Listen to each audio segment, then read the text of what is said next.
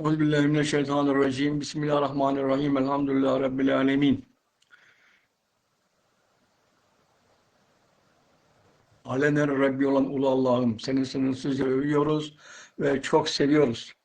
Selam ve destek Peygamberimize ve onun iman ailesine olsun inşallah. Bu akşam Facebook'ta çalışıyor çok şükür. Efendim arkadaşlarımız gelmeye başladı. Ben böyle kamerayı biraz ayarlayayım inşallah bozmadan. Yani bozmadan ayarladım. İyi. Yani fena değil. Kimler gelmiş bakalım? Şeref gelmiş, Zeynep kızım gelmiş. Hoş geldin Şermin, merhaba. Fazlı merhaba.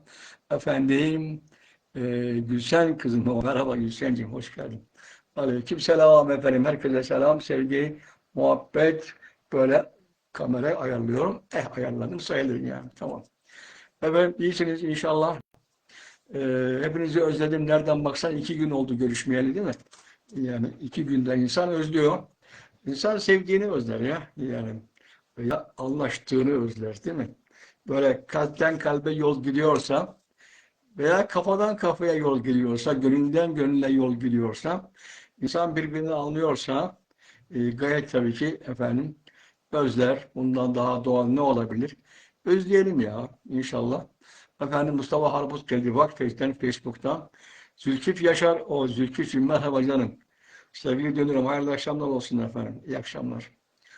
Evet, Feride Çırağcı sen giremedin mi hala ya? Orada takıldın kaldın vallahi gir artık efendim. Başka kim var? Şöyle bakayım. Ee, Naciye Gündoğan. Hoş geldin Naciye efendim. Kim Muhammed Nuri Gümüş efendim hoş geldiniz. Menekşe kızım merhaba hoş geldin. Önce selam sonra kelam diyorduk ya biz. Bizim bir metodumuz var. Yani tanışmadan, görüşmeden, bilişmeden ne yaparsın ya? Tadı da olmaz zaten değil mi? Yani tanışmadan, bilişmeden, görüşmeden tadı olmaz. Kuru kuru ders anlatsak veya bir konuyu işlesek kaç yazar ya? En iyisi tanışmak, görüşmek, bilişmek. İnsan insan tanışır ya. Hep onu söylüyorum ya. Yani insan tanışır arkadaşlar. İnsan bilişir. Zaten insan kelimesinin manası da o. Ünsiyetten gelir. Yani tanışan demek. Efendim Demet Türk hoş geldin. Başka kim gelmiş? Güldane kızım. Merhaba. Hoş geldiniz efendim. Aleykümselam. 4 Kasım. İyi bu da bir şey. Hoş geldin. Sefalar getirdiniz. Arkadaşlar eee özlemimizi söylemiştik. İnsanlar tanışır, bilişir. Daha doğrusu insan tanıştıkça insanlaşır. Yani tanışmayan insan sayılmaz ki yani. Bir insan diğerleriyle ilişkisi yoksa e, bir anlam olmaz zaten. Yani e, Kur'an'daki bize tavsiye edilen şey illellezine amenü ve amilü salihatı iman edenler ve salih amelde bulunanlar. Değil mi? İman eden, salih amelde bulunanlar. İman eden tamam da salih amelde başkalarıyla tanışan, konuşan, koklaşan, dertleşen, efendim derdine deva bulan, bir şey söyleyen, bir şey öğreten, ondan bir şey öğrenen, e, dostça ilişki kuran. Arkadaşlar bu çok mühim ya. Evet. Dolayısıyla e, tanışmak önemli dedik. İnşallah e, dostluğumuz, sevgimiz, saygımız, muhabbetimiz devam eder. Böyle gider efendim. Sevil Yıldız hoş geldin dedik. Aleyküm selam. Arkadaşlar deri anlatıyorduk. 3 hafta anlattık deriyi biliyorsunuz. Birinci hafta derinin yapısından bahsettik. Deri ne diye. İkinci hafta derinin mikrobiyomlarından yani deri ve bakterilerden, deri üzerinde yaşayan canlılardan bahsettik. Öyle bir organ ki üzerinde milyarlarca bakteri yaşıyor. Ve bu bakterilerin %99'u da bizim lehimize yani bizim için çalışıyor. Her bir kılın kökünde milyonlarca bakteri var. Yani bir insanda 100 trilyon hücre var, 100 trilyon da bakteri var. Bakterilerin toplamı 2 kilogram ağırlığında. Böyle kocaman bir bakteri ordusu bizim vücudumuzda. Biz onlarla beraber arkadaşlar yaşıyoruz ya. Çok şükür. Evet Mustafa Hoca geldi hayırlı akşamlar. Arkadaşlar çay vaziyetleri nasıl? Bak ya demedi demeyin ya çay güzel. Çaysız hayat yok ya. Evet Ahmet Nayan efendim. sevgili Ahmet Ağam geldi Sandıklı'dan Yaren Ağası. Evet, ya Ahmet Ağam senin Yaren yazını ben bugün bütün Türkiye'ye dağıttım ya. Daha doğrusu bütün dünyaya dağıttım. Herkese gönderdim. Herkes de öğrensin istedim ya. İyi demiş miyim? Yani ne yapalım? Böyle. Evren Nihal hoş geldin. Aleykümselam. Evet sevgili dostlar. e, Ahmet Ağam Sandıklı'nın Yaren Ağası. Çok özel bir ağa bizi misafir etti. Biz de inşallah onu Ankara'da misafir ederiz ama Ankara'ya gelir mi bilmem. Gelirse misafirimiz. Biz gidersek onun misafiri oluruz inşallah. Fark etmez. Efendim arkadaşlar şöyle bir konuya geçelim mi? Tatar Solmaz merhaba. Efendim İsviçre'den bir güzel kardeşim gelmiş. Aleykümselam. Tatarcığım hoş geldin. Aleykümselam efendim. Selam sevgi saygı. Evet. Başka kim var burada? Ee, şöyle bir bakalım arkadaşlar. Evet. Deriyi söylemiştik efendim. İlk hafta derinin yapısını, ikinci hafta mikrobiyomları yani bakterilerin, mikropları baktık. Üçüncü hafta geçen sefer yediklerimiz neyse deri ve bağırsak ilişkisini işledik arkadaşlar. Çok mühim. Yani bağırsağınızda ne varsa deride o çıkıyor. Yani kokan eden bir şey yiyorsan deride var. Ya ne alaka demeyen var işte. Bir alaka var efendim. Fakat buna rağmen harika bir organ ya arkadaşlar ya. Yani deri. Yani böyle muhteşem bir organ. Çünkü ilk baktığımız zaman biz e, derimizi görürüz ya. Değil mi birbirimizin efendim kalbimizi görmeyiz, beynimizi görmeyiz. Akciğerimizi, karaciğerimizi görmeyiz, bir yerimizi görmeyiz daha doğrusu. Bir insana baktığımız zaman önce onun derisini görürüz. Hatta geçen hafta söylemiştim. Tıp fakültesinde e, öğrencilere okurken önce hastanın derisini okumalarını, derisini iyice incelemeleri öğretir. Deriyi incele bir bak bakalım. Deriden bir bak da hasta sağlam mı, sakat mı? Efendim derinin rengine bak, durumuna bak, kırışıklığına bak. Pörsümüş mü, diri mi? Efendim sarı mı, kırmızı mı, rengi nasıl, canlı mı, ne? Yani arkadaşlar hep öyle ya. Birisini efendim dokunduğumuz zaman derisinden dokunuruz değil mi? Öptüğümüz zaman derisini öperiz ya. İşte yüzünü öperiz, boynunu öperiz. Ne öperiz de ama her bir öptüğümüz yer deridir. Aa, o halde Allah aşkına ya biz deriyi aslında öğrenmekte geç kalmışız ya. Onun için derinin şekli ve rengi arkadaşlar deriyi okumak, deriyi öğrenmek tam anlamıyla böyle büyüleyici bir ifade. Deriyi mutlaka insan çok iyi olmalı, çok iyi bilmeli. Çünkü deriyi bildiğiniz zaman iç organlarınızı da bununla beraber biliyorsunuz. Enteresan. Çok enteresan. Onun için arkadaşlar normal hayatta da böyledir ya. Yani değil mi? Birisine baktığınız zaman şöyle onun derisini görürüz ya. Ya senin yüzün bugün solgun bir şey mi var? Efendim işte kızarmış bir şey mi var? Ya sararmışsın hayırdır? Filan gibi. Değil mi? Ya da böyle deri şeyse efendim pörsümüşse ya bir problem mi var filan gibi. Efendim Neriman Kaya hoş geldin. Nurdan Yokuş merhaba efendim. Kim var başka bakayım. Şemsi Doğan Türkmer. Neriman Kaya merhaba efendim. Arkadaşlar. Evet onun için derimiz bugün birisi sordu. Telefon etti. Ya şimdi deriyle atmosferin benzerliği var mı? Var tabii arkadaşlar ya. Çok enteresan. E, yani atmosfer dünyanın derisidir mesela. Değil mi?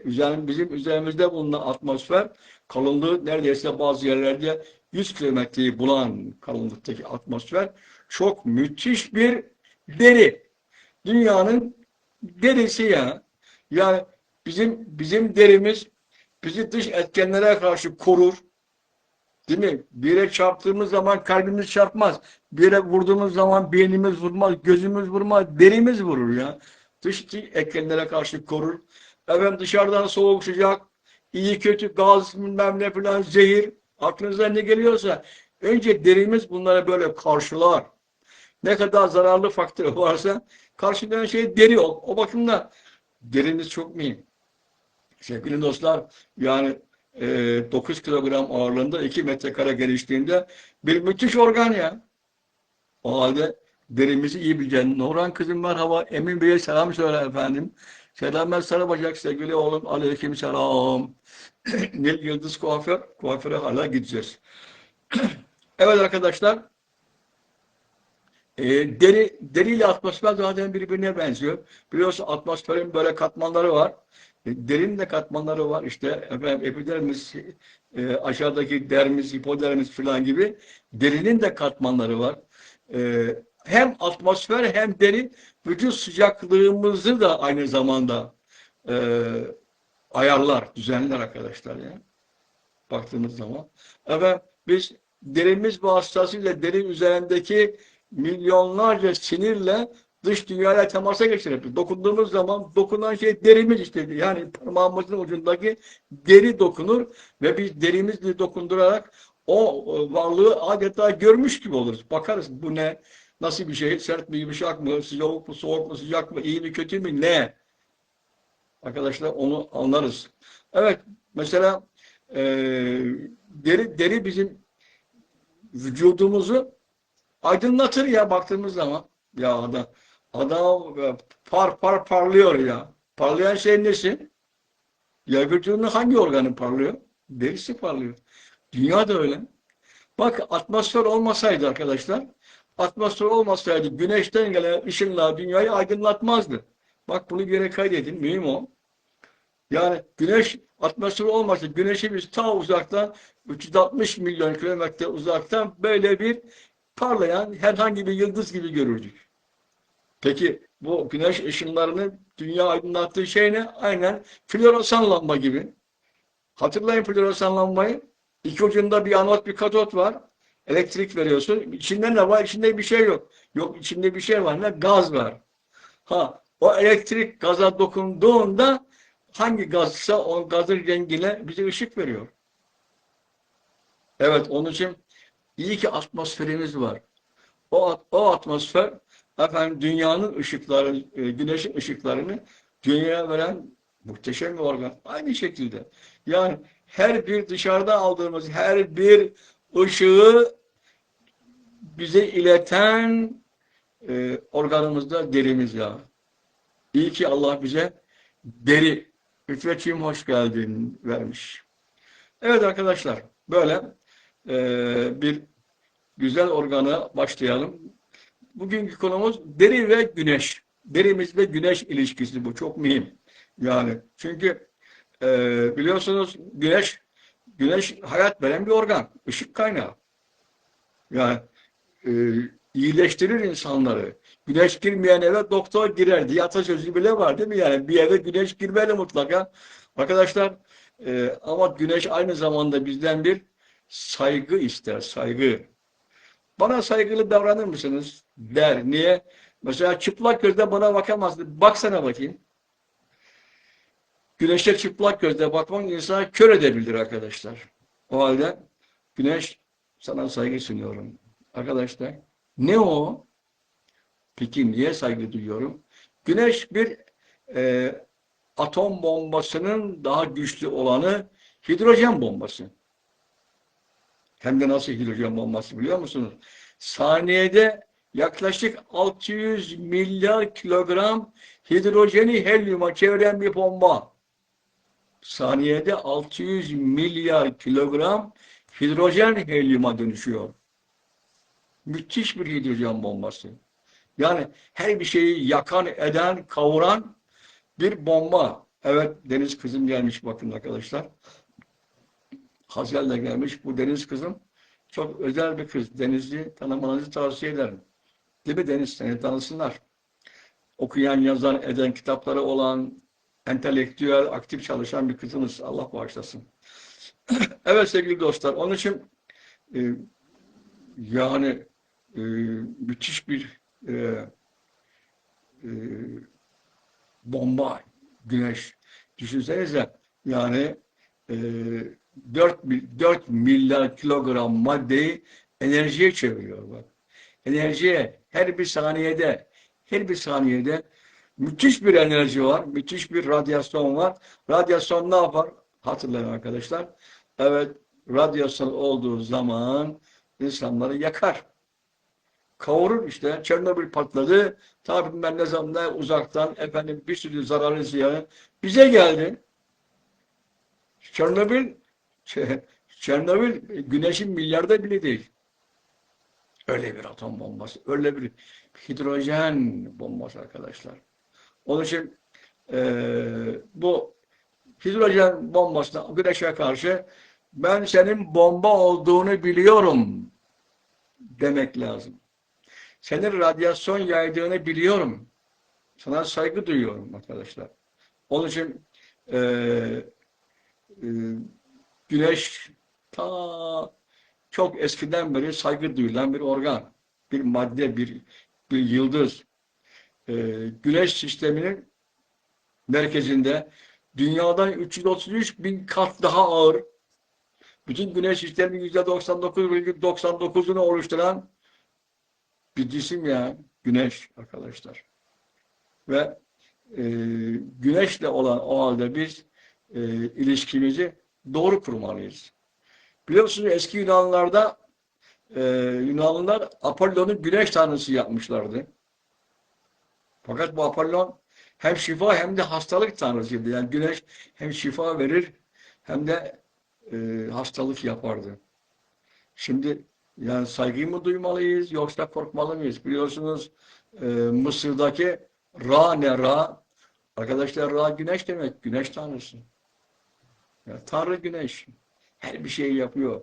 Yani güneş yoksa hayat yok. Biliyorsunuz Meksika'nın Yucatan Yarımadası'nda bundan 66 milyon yıl önce gökten 10 kilometre çapında bir göktaşı düştü ve dünya 10 sene karanlıkta kaldı ya toz duman buluttan. Büyük hayvanların tamamı öldü. İşte dinozorların kaybolma yılı o. Dinozorlar 66 milyon yıl önce kayboldular. Peki Türkiye'de hiç dino iskeleti çıkmıyor. Niye? Çünkü Anadolu'nun yaşı 15 milyon yaşında. Yani e, o dinozorların yok olduğu çağda daha Anadolu yoktu ya. Evet Gülhancığım hoş geldin. Debalik 58 sen de hoş geldin arkadaşlar. Bilmem faydalı oluyor mu? Yani dersleri böyle bir bilgi aslında deri hakkında bir genel bilgi biraz popüler de bilgi yani. Hem bilimsel gayet yapacağım bunların hepsi. Arkadaşlar bilgi. Şimdi peki biz ne yapıyoruz? Efendim biz güneşe çıkıp plaja gidiyoruz. Mayomuzu giyiyoruz. Ondan sonra ah be bronzlaşmak uğruna efendim güneşin altında yatıyoruz. Şöyle ve yanıyoruz ya. Yanma yüzünüze gelen, güneşten gelen fotonlar, foton elektromanyetik enerjinin mümkün olan en küçük paketi foton güneşten çıktı buraya gelinceye kadar efendim kat ettiği mesafe kaç yüz bin yıl belki de o kadar önce çıktı buraya daha yeni geldi ve sana geldi. Teşekkür ederim Güneş. Bana iyi ki fotonunu gönderdin. Beni şu anda kızartıyorsun diyeceğiz. Bronzlaştırıyorsun diyeceğiz. Ama bronzlaştırırken de radyasyonu uğratıp DNA'larımı parçalayıp beni kanser yapıyorsun. Deri kanseri yapıyorsun. Güneş diyeceğiz arkadaşlar. Faydası var mı? Tabii var. O da ne? Müthiş bir D vitamini kaynağı. Yani insan için lazım olan D vitaminin 1/3 insan güneşte alması lazım. Evet, onu daha sonra söyleyeceğiz arkadaşlar. Onun için foton ışığın temel birimi. İşte bu hafif yanığa sebep olan, gözde görülmeyen, güneşten gelen yüksek enerjili ışığın adı ultraviyole. Hani UV diyoruz ya, ultraviyole mor ötesi ışık fotonlarıdır. Elektromanyetik enerjinin küçük bölümü Bunlar ultraviyole ışınlar. Ultraviyole ışınlar geldiği zaman problem yapar. Yakar. Yani parçalar DNA parçalar arkadaşlar. DNA'nın parçalanması demek bir yerde vücudunuzun bir yerinde bir şekilde DNA parçalanmışsa vücudunuzun o yerinde bir kanser kaynağı oluşmuş demektir. Korkutmuyorum kimseyi ama öyle bir sürü şahit olduğum olay var. Bir tek DNA parçalanmışsa onun için güneşe çıktığınız zaman merhaba Güneş, hürmet ediyorum, saygı sunuyorum. Seni çok seviyorum ama sana karşı tedbirimi alıyorum efendim deyip güneşten korunmak lazım arkadaşlar. Yani. Onun için dünya üzerine gelen ultraviyole ışından büyük bölümü bu ultraviyolenin A fotonları, A isimle alınan kısmı. Bu epidermisten geçiyor. Daha derinde olan dermisli hasar yapıyor. Dermisi bozuyor. Arkadaşlar tekrar söylüyorum. Vücudumuzdaki 100 trilyon hücrenin her birisinin içerisinde bulunan sayısız atomlar var. DNA'lar var. Her bir şey var. Bunlardan birisi bozulduğu anda problem başlar. Demek ki bu güneşten gelen ultraviyole A'lar derimize ulaştığında foto yaşlanma başlıyor bu sefer. Hani deriler kırışıyor ya, derimiz böyle pamuk gibi, yüzümüz köseleye benziyor ya, bronzlaşıyor ya, böyle sertleşiyor ya, efendim bunu yapan güneşten gelen radyasyon işte ultraviyole fotonları. Ultrafiyolenin A grubu. Evet Mehmet Nuri Gonca hoş geldin. Aleykümselam. Müge hoş geldin. Mehmet Nuri Gonca hoş geldin. Aleykümselam efendim hoş geldiniz arkadaşlar. Yani şimdi niye derimiz güneşe karşı yani kalbimiz, böbreğimiz, beynimiz güneşi görmüyor ki. Gören şey derimiz. Yani deri bizi hem güzel gösteriyor hem koruyor ama kendisini feda ediyor. Arkadaşlar en kötü etki yapan ultraviyole A değil B ışınımı. Yani ultraviyolenin B ışınımı. Bu fotonlar epidermise çarpıyor ve oradaki DNA'ya parçalıyor. Tekrar söyleyeyim. Niye parçalıyor? Bunlar hidrojen bombasının çıkarttığı radyasyon yapan atom bombası. Atom bombasından daha büyük hidrojen bombası. Orada efendim ilk defa kızarık olur, kızarır, şişer, kabarık meydana getirir ve sonuçta orası yanık gibi bir hal alır. Sadece işte bununla kalmıyor arkadaşlar. Evet. Sadece DNA parçalamasından da öteye derideki D vitamininin öncüllerini de parçalıyor. Bunlar ne? Bunlar aktif olmayan D vitamini formlarıdır. Evet, bunlar da yok ediyor. Ultraviyolenin A grubu, B grubu, C bir de C var. Efendim çok fena halde cildi tahrip ediyor arkadaşlar. İşte atmosferimiz sapasağlam olsaydı, ozon tabakası efendim delinmemiş olsaydı bunlar dünyaya gelmeyeceklerdi. Ama biz ozon tabakasını kendimiz bir şekilde yok ettik.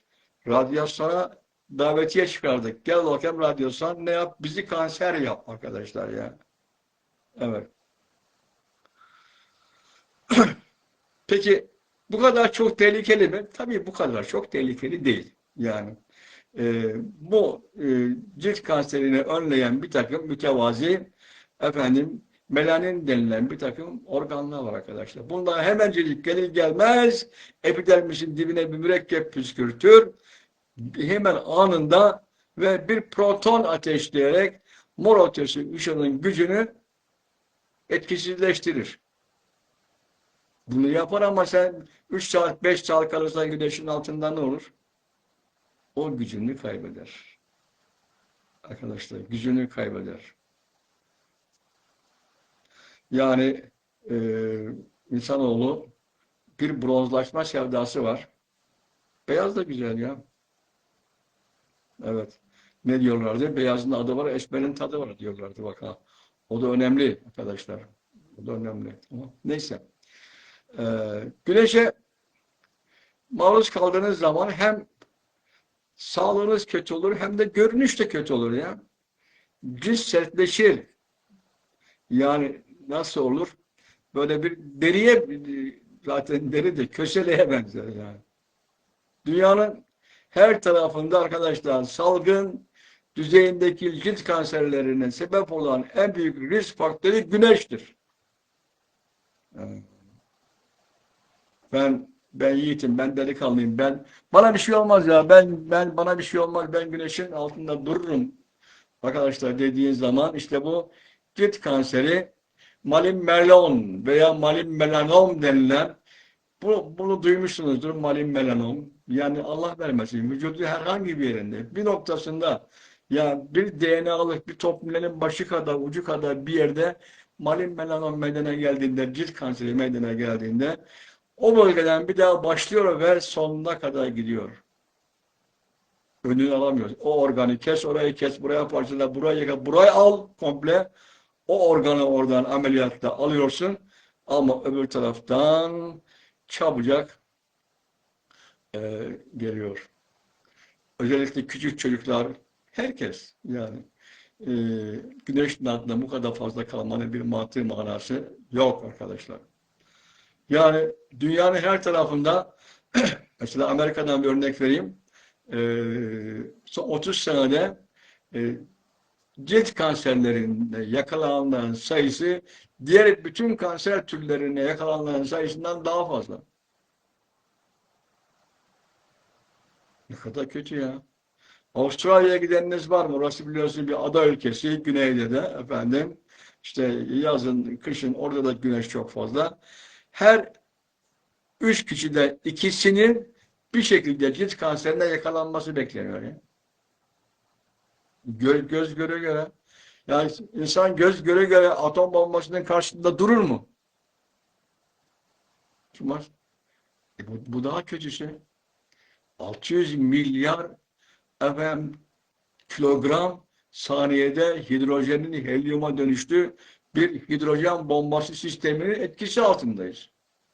Tabii çok faydası var efendim. Bütün efendim, fotosentezin kaynağı güneş. O olmazsa hayat olmaz. Demek ki her şey kararınca ya. Evet. Arkadaşlar maalesef dünyanın her tarafında bütün hastaneler, sağlık bakanlıkları bu tip kanseri önlemek için pek çok efendim ne yapılıyor? Bütçe ayırıyor, para ayırıyor, doktor ayırıyor. Evet. Dolayısıyla e, bu malin melanom cilt kanseri arkadaşlar bu meşhur adını da duymuşsunuzdur zaten. E, Aktaş Hatice Kübra hoş geldin. Nurten Dona Mihriban Çelik benim Mihri kızım. Alanya'ya selam.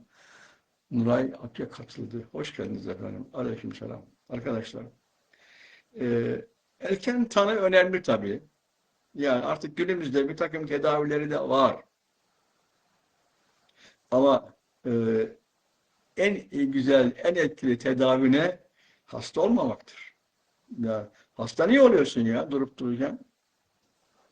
Değil mi? Niye hasta oluyorsun? Bu ne bu akıl? Allah buraya bunu niye koymuş arkadaşlar ya lütfen.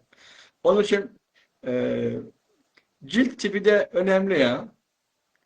Yani mesela benli olan insanlar, beni olan insanlar kolunda mesela bir kolunda 11'den fazla ben varsa vücudumda 100'den fazla ben olacaktır ki bunlar efendim e, işte cilt kanseri gibi e, malin melanomdan %20'si %40'ı bunlardan oluşuyor filan.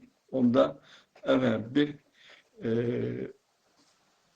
dikkat almak lazım. Sevgili dostlar, özellikle beyaz ırktakiler, mesela ben beyazım, sizlerin çoğunuz beyazsınız.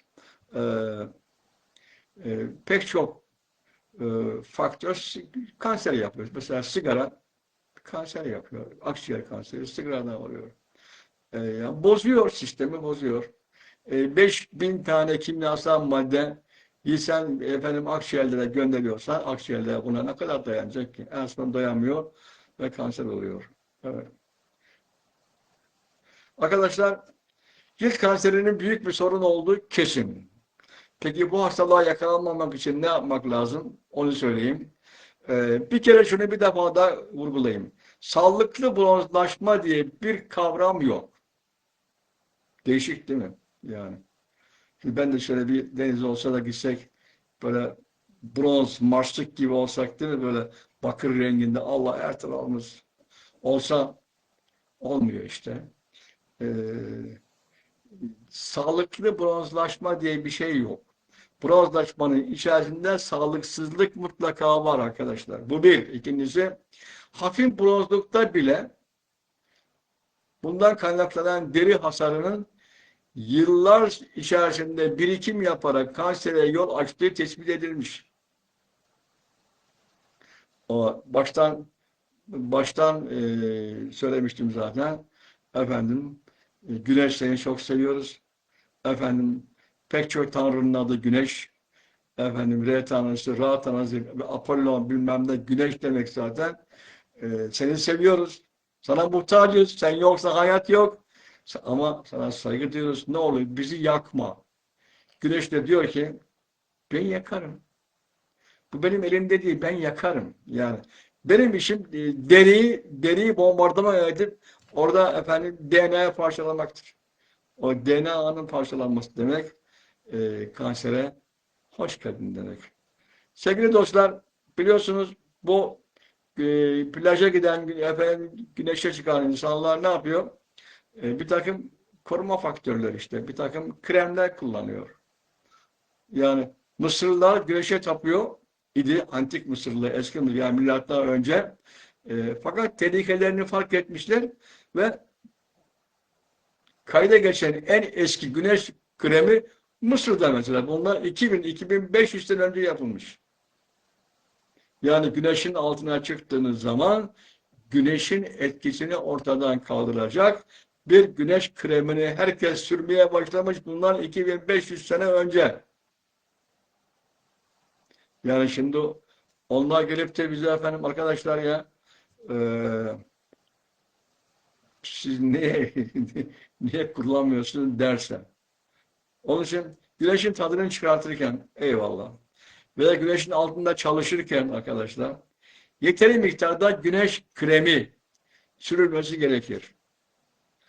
Bunun üzerinde biliyorsun güneş koruma faktörü diye bir faktör var. SPF. İşte üzerinde 15, 20, 25, 50, 30, 40, 50 falan yazıyor. Yani 15'in manası zaten en az 15 kullanması lazım. Daha aşağısı olmaz. Koruyucusuz e, güneşin altında kaldığınızda 15 kat daha fazla kalabilirseniz güneş sizi etkilemez demek. 15 faktör yani 15 kat daha fazla kalabilirsin demek. Güneşin altında. SPF 30 olduğu zaman 30 kat, 40 olduğu zaman 40 kat. Artık zaten millet 50 kullanıyor. Yani 50 kat daha fazla güneşin altında herhangi bir problem olmadan kalma imkanın var. Ona göre dikkatli davran demektir arkadaşlar. Onun için güneş koruma faktörü olan güneş kremlerini e, çok kullanmak lazım. Ama tekrar söylüyorum. E, Güneşe çıkarken efendim dikkat etmek lazım. Mesela bizim bazı yerlerde solaryumlar var. Adam solaryum işte güneşe benzeyen bir e, sistem bir ışınla efendim işte ultraviyole ışınlarıyla yatıyor hastayı. Hastanın vücudunu solaryumda yakıyor ya, bronzlaştırıyor. Ne onun manası? Yakıyor.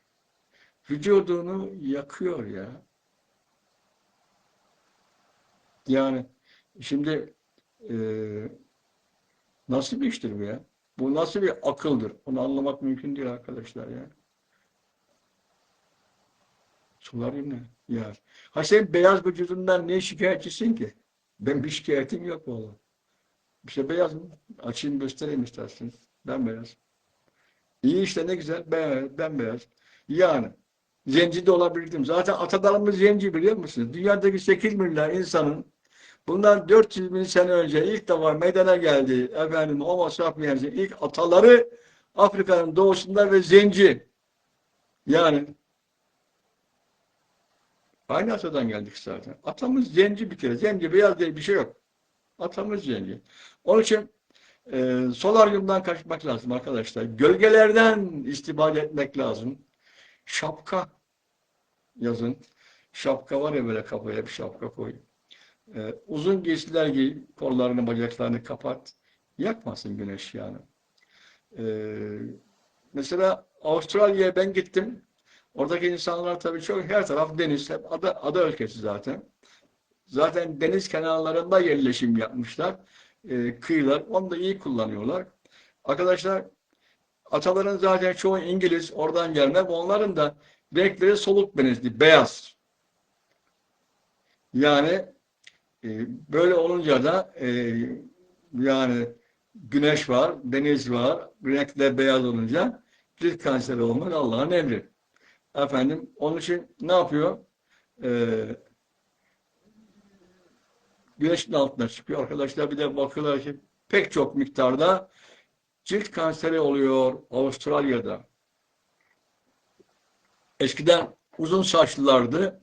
Şapka takmazlardı ve tişört giymezlerdi böyle. Atlet veya üstleri çıplak. Şimdi efendim cilt kanserinin tehlikesinde olunca saçlarını kestirdiler. Kısa saçlılar şapka takıyorlar. Güneşe karşı tişört giyiyorlar ve de güneş kremi kullanıyorlar arkadaşlar. Nursal hoş geldin. Nilüfer, benim kızım mı bu? Nilüfer Şener, hoş geldin Nilüfer. Efendim bir de Fatma. İlyas Keskin, hoş geldin İlyas'ım, merhaba. Bak buradan görüyorum arkadaşlar. Evet, e, yani e, tedbirini al ya. Hatta Avustralya'da bir de e, şey bile yapmışlar. Şarkı bile bestelemişler ya. Yani giy sür tak, giy sür tak diye bu şarkı. Yani tişört giy, krem sür, şapka tak. Tişört giy, krem sür, şapka tak. Kansere yakalanma. Güneşe karşı kendini koru. Arkadaşlar bu bir halk sağlığı kampanyasıdır. Yani bunu hep yapmalıyız. Tekrar tekrar söyle. Güneş hayat kaynağı. Çok seviyoruz. İyi ki güneş var. Güneş olmazsa hayat olmaz. Canlılık olmaz. Hiçbir şey olmaz. Fotosentez olmaz. Hiçbir bitki özümseme yapmaz. Güneş ışığıyla beraber yapılıyor. Değil mi? Ama tedbirini almak lazım. Evet sevgili dostlar. Dünyanın pek çoğu biz, siz hepimiz efendim bu tehlikeyi bildiğimiz halde maalesef tedbirini almıyoruz. Yani mesela ben de köyde yazın arabanın evde şapka var, arabanın arkasında şapka var. Efendim kapının önünden çıktığımız zaman şapka var. Böyle kafaya koymuyorum ya. Boş aklıma gelmiyor veya unutuyorum. Koysana. Ya güneş de yakıyor ya. Evet sevgili dostlar. Şimdi bu nereden çıktı bu bronzlaşma modası? 1929'larda tarla çapalaması sonucunda böyle güneşte yanarak bronzlaşmış bir işçi kız birdenbire yılın moda haline geldi. Moda ikonu böyle efendim. 1929 kızı bronz olmalı diye bir kampanya başlatıldı. E, Ve derimizi konu alan bir kültürel değişim başladı. Ben yaşadım bunu. Bronz güzelliği. Değil mi? Bronz güzelliği. Yani özellikle kızlarımız beyazsa istemiyor. Kara kız olacak. Marsık yani böyle bronz gibi olacak. Yanacak arkadaşlar. Bu bir, bu bir statü haline geldi. Ben denize gidebiliyorum, güneşlenebiliyorum, bak bronzlaşabiliyorum. Ben senden daha fazla efendim kültürel olarak ben bronzlaşma yaşıyorum diyor. İnsaf ya arkadaşlar. Peki başka bir şey soralım. Bir soru soralım. Güneş ışığı bağımlılık yapar mı?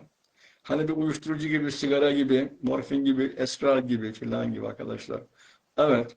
Yani soru bu. Güneş ışığı bağımlılık yapabilir mi? Sorunun cevabı evet. Güneş ışığı aynen uyuşturucular gibi bizi kendine bağımlı yapabilir arkadaşlar ya. Evet. Bu tanoreksi diye bir şey var. Güneş ışığına maruz kaldığın zaman bu tanoreksi beta endorfin sentezlenmesini tetikliyor. Bu beta endorfin de insana böyle ağrı kesici yapıyor, stres giderici yapıyor, ruhi rahatlama yapıyor. Böyle hafif bir kafa yapıyor. Evet. Yani bu e, haşhaş alkaloidlerinin benzer. Benim doçentlik konum haşhaş. Yani afyon, morfin, kodein, tepain, papaverin ben Almanya'da arkadaşlar bu konuda çalıştım.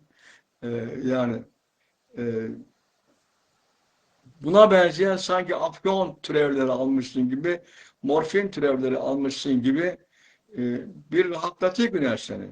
Böyle hafif kafa yapıyor ya. Evet. Ağrıları dindiriyor. Bağımlılık yapıyor. Evet. Aslında bir araştırma yapılmış da plaja gidenlerin %20'si bağımlılık ve madde istismarı kriterlerince o ölçüde güneşten e, beta endorfin arıyor. Yani böyle kim gelmiş diye bakalım. Bircan kızım hoş geldin. Oo Mustafa Hamal Osmanoğlu. Oğlum hoş geldin Mustafa. Aleykümselam. Zeliş hoş geldin. Baban yok bu akşam piyasada. Gözükmüyor vallahi Halil Bey. Yani Halil Bey'e selam söyle. Ee, Feride Çıracı hoş geldin kızım. Arkadaşlar e, bazı insanlar mutlaka bronzlaşmak ister. Böyle bronz ışıltısı ister ya. Ee, O zaman şöyle yap. Güneşe çıkmadan, güneş vücudu derinizi yakmadan havuç ve domates gibi renkli karotenoid efendim, ihtiva eden gıdaları şöyle vücudundan şöyle biraz kalsın. Çok az ama renk değiştirir vallahi. Arkadaşlar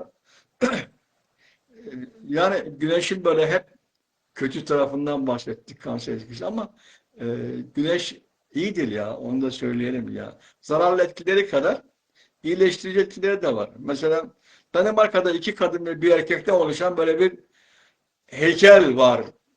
Bir parkta iki kadın bir erkek yüzleri güneşe doğru bakıyor. Ee, Heykelin adı Işığa Doğru. Işığa Doğru'nun manası ne arkadaşlar? Işık terapisi, ışık tedavisi. Evet, baştan söylemiştim. Güneş girmeyen eve doktor girer. Onun için güneş şart, evin havalanması şart, evin camların açılması şart filan. Yine de mesela dünyanın pek çok yerinde hasta tedavileri için güneş bahçeleri kuruluyor. Sevgili dostlar. Evet. Güneşten gelen ışınların bazı dalga boyları, pek çok değişik dalga boyunda ışık geliyor. Efendim bunlar deri veremi denilen acılı ve cildi bozan bir hastalığı tedavi ediyor. Yani vücudunuz mutlaka güneş alsın, ben almasın demiyorum. Vücut mutlaka güneş alsın. Bunu birazdan söyleyeceğim yani ne kadar kalmanız lazım falan diye. Ben köydeyken evin önüne bir şezlong, benim şezlongum hep orada duruyor. Hemen öğleden sonra saat 3-4 gibi efendim şezlonga yatıyorum ama süresi belli işte 10 dakika, 15 dakika, 20 dakika. Çok yanmadan köpeğim de geliyor. O da benim yanıma yatıyor. O da benimle beraber güneşleniyor. İkimiz orada yatıyoruz. Evet, onun için e, bu ultraviyole ışınları deriye zarar veren bazı bakterileri de öldürüyor. Yani bizi de hepten kötüleştirmiyor ya. Evet. Doktor Filsin arkadaşlar ta bundan neredeyse 100-120 sene önce bir lamba icat ediyor. Finsen lambası diye. Bu ultraviyole ışığı diğerlerini ayırarak cilt hastalıklarının tedavisinde kullanıyor. Bu fototerapi, ışık tedavisi konusunda dünyada tıp ödülünü alan ilk İskandinavlı abi bu adam. Evet, ultraviyole B ışığı aynı zamanda cilt hastalıklarının tedavisinde kullanılır arkadaşlar. Evet. Ama e, bunu yapmak için bir tablet alınarak bitkilerden oluşan ışığın daha etkili olması istenir. O mesela sedef hastalığının tedavisinde. Sedef hastalığı niye var? Bazı insanlarda bu biliyorsunuz üstteki epidermisin üst tabakası bir ayda bir hemen dökülür. Yani bizim derimiz bir üstü ayda bir hep dökülür. Yerine alttan yeni deri gelir. Biliyorsunuz derimiz 50-100 kat şu kağıt kalınlığındaki derimizin kalın tabakası. Efendim keratin bu. Yani derimizin ham maddesi keratin ne demek? Tırnak, boynuz, gaga, pençe gibi keratin maddesi, sert maddeden oluşan ama şu anda yumuşak ve 50 veya 100 kat. Bu her ay değişiyor. Hem çok elastik, hem çok sağlam, her türlü çizilmeye, çekmeye, kopartmaya mukavim, yumuşak boynuz veya yumuşak gaga, pençe diyeceğimiz bir yani tırnağın yumuşağı arkadaşlar ya. Onun için bunların bazıları 30 günde bir değil de ne bileyim 5 günde bir yenisi gelecek şekilde çoğalmaya başlayınca üst üste yığılıyor ve ondan sonra sedef hastalığı meydana geliyor. Ve bir müddet sonra problem işte bu fototerapi yani güneşten gelen ışınlarla bu hücrelerin yani bu oluşan hücrelerin DNA'sı parçalanarak onun zarar vermesi ortadan kaldırılıyor. Arkadaşlar mesela 1956 yılında çok olmuş 56 kaç sene olmuş 44 oradan 22 de buradan 66 yok ya 70 sene olmuş. Nasıl hesap ettik? Hastanede görevli bir rahibe prematüre çocuklar şifa bulsun diye hastanenin bahçesine güneş almak için çıkartıyor onları. Evet.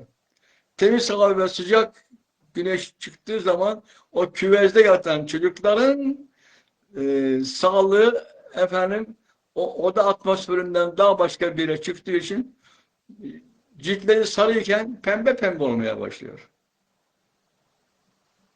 Biliyorsunuz yeni doğan çocuklarda bir kan uyuşmazlığı olur. Sarılık. Evet.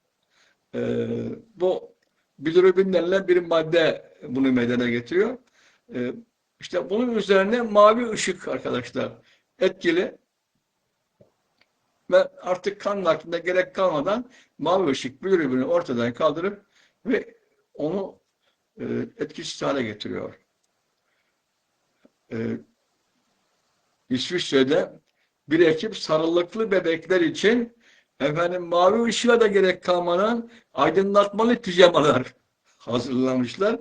Böylece çıplak kalmadan annelerinin kollarında efendim oynayarak, severek oynayarak efendim kısa boylu bu dalga boylu ışığı alabiliyor.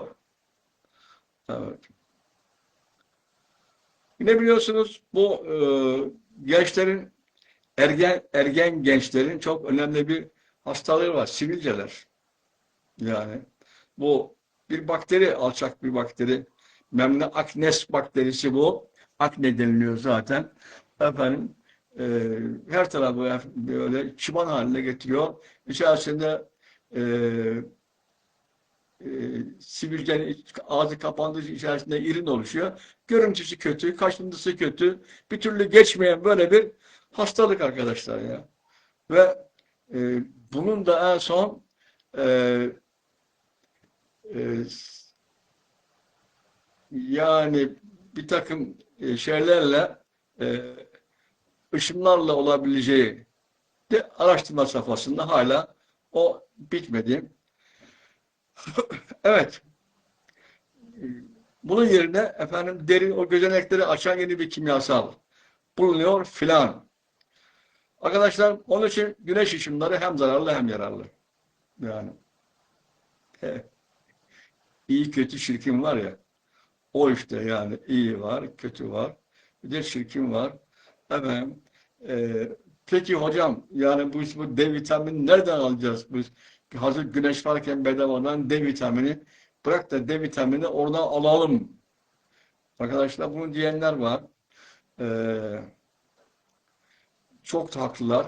Ya güneş ışınları vücuda zarar vermesine rağmen D vitamini ihtiyacımızın hemen önemli bir kısmını ondan sağlıyor. Güneşten sağlarız yani.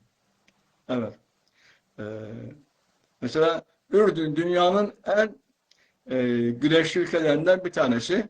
Kadınların %80'inde D vitamini noksanlığı ortaya çıkmış. Araştırılmış, bakılmış. Kadınlar efendim vücutları güneşten gizledikleri için güneş yüzü görmeyen vücutlarda D vitamini oluşmuyor arkadaşlar. Yani onun için D vitamin sadece kendisi değil, daha çok vücuttaki kalsiyum, fosfat ve diğer minerallerin düzenlenmesinde etki yapan bir faktör. Biliyorsunuz D vitamini noksanlığı en çok kemiklerde ortaya çıkıyor ve raşitizm, kemikler kolayca yumuşuyor, bükülüyor ve kırılıyor. Onun için D vitamini vücuttaki hemen her hücrede arkadaşlar var. Aslında deri bir D vitamini fabrikasıdır. Güneşten gelen ışınları alır, besler, ultraviyole B ışık arkadaşlar bunu alır ve vücutta bunu kullanır. Şimdi peki başka türlü alınır mı? Alınır. D vitamini nasıl alınır? Pek çok gıdalarla arkadaşlar ya. Yani balıklarda, efendim, zenginleştirilmiş süt ürünlerinde D vitamini var zaten. Alıyoruz da. Yalnız D vitaminini alırken bunu böyle üçe ayırmak lazım. Bir gıdalardan alacağız. Güneşten alacağız. Bir de yani D vitamini tabletleriyle vücudu takviye etmekte fayda var. Arkadaşlar bunu da ölçüm yaptırarak öğrenebiliriz. Var mı yok mu eksik mi diye. Evet. Mesela evcil hayvanlarımızın durumu enteresan ya. Bu kediler ve köpekler sürekli kendi derilerini yalarlar. Oturur mesela kedi kendi vücudunu efendim her ulaşabildiği her bir yeri yalar. Köpek vücudunu her bir yerini yalar. Derisini, kürkünü yalar yani. Tüylerini yalar. Ben de bakarım bu köpeklerle kediler tüylerini neye yalıyor? İşte kimisi güzelleşiyor, kimisi mikropları kırıyor, kimisi efendim orada bir takım yara bana falan onlar iyileştiriyor. Bunların hepsi doğru arkadaşlar. Ama e, derilerinden tüylerine doğru kedi ve köpeklerde kolesterol içeren yağlar salgılar. Bu yağlar, bu kolesterol bileşikleri güneş ışığı alınca D vitaminine dönüşür. Kedilerin ve köpeklerin tüylerinin hemen hepsi birer D vitamini deposu olur. Bu D vitamininin vücutta durmasının bir manası yok. Ağızda alınması lazım. Onun için onlar bu işi hemen kavrarlar zaten. Nerede D vitamini var? Vücudun hangi neresinde kolesterolü yağdan gelmiş D vitamini varsa orayı sürekli yalar ve kendi D vitamini ihtiyacını böylece karşılar arkadaşlar. Yani kedi ve köpek bu işi zaten biliyor. E, Şöyle bir soru sorsak. Dünyanın her yanında bir sürü insanda D vitamini noksanlığı var. Eyvallah. Ee, Mustafa'cığım sen neredesin bakayım ya? Aa, aleykümselam hoş geldin. Adeviye hoş geldin. Salih. Oo, Nihal hoş geldin. Egemen merhaba. Bunlar nerede ya? Yeni yeni görüyorum. Hoş geldiniz efendim. Ee, Arkadaşlar bu kadar dünyanın her tarafında D vitamini noksanlığı var. Tamam. Kansere neden olmadan yani kansere yakalanmadan ama güneşinden gelen D vitamini de kullanarak D vitamini ihtiyacımızı nasıl karşılarız diye böyle bir soru sorarsak efendim e, yani biz deri yoluyla D vitamini ihtiyacımızın büyük bir kısmını almamız mümkün. Ama e, e, yine de demin dediğim gibi D vitamini alırken güneşi ve besin maddelerini, vitamini iyi kullanmak lazım. Nasıl olacak? E, Yani her gün değil, haftada 2-3 defa. Çok fazla değil. Öyle e, güneşin çok dik olduğu zamanlarda değil. Böyle ellerin, kolların ve bacakların 10 dakika ile yarım saat arasında en fazla güneş alması yeterli miktarda D vitamini ihtiyacımızı karşılayabilir arkadaşlar. Evet. Tekrar söylüyorum. Her gün değil. Arada bir gün, 2 gün fasıla vermek kaydıyla D vitamini ihtiyacımızı karşılarız. Evet. Tekrar söylüyorum. Süt ürünleri, balık lazım. Ne kadar lazım olduğunu size doktorunuz söyler. Benim burada rakamlar var ama onu söylemenin bir manası yok. Onun için bu 3 maddeyi beraber özel kullanacağız. Güneş, vitamin ve D vitamini olan maddeleri, bunları arkadaşlar kullanacağız. Evet.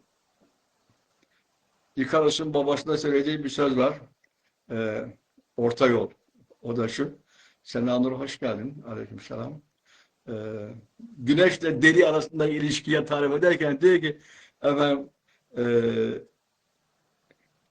İkarus'un babası oğlum diyor.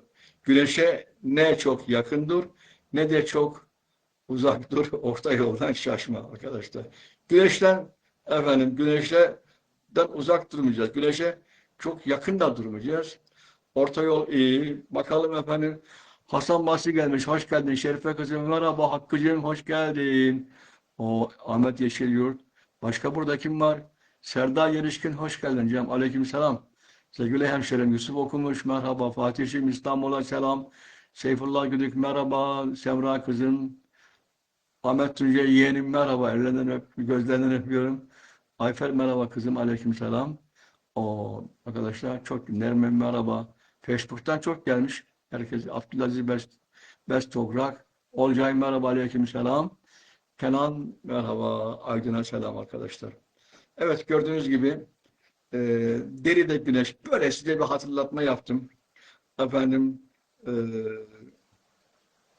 haftaya yine deri konuşalım ama inşallah bu sefer deri ve yaşlanma konuşalım. Yani yaşlanınca deri ne olur? Veya deri bizim yaşlanmamıza ne kadar engeller, hızlandırır filan gibi. Çünkü vücudumuzun tamamı o kadar yani 2 metrekarelik bir organ yani her bir dış etkiye karşı deri var ve deri onlara görüyor diyelim. Evet Merve hoş geldin. Gülken merhaba arkadaşlar. Şöyle bakalım. Ben biliyorsunuz saat tam vaktinde yani 1 saat da bırakıyorum ama 1 saat oldu mu ya? Oldu. 1 saat 60 dakika da bırakıyorum. Evet herkese selam, sevgi, saygı, muhabbetler sunuyorum arkadaşlar. Bu notlarımı birer defa da okumanızda fayda var. Dinlemenizde fayda var.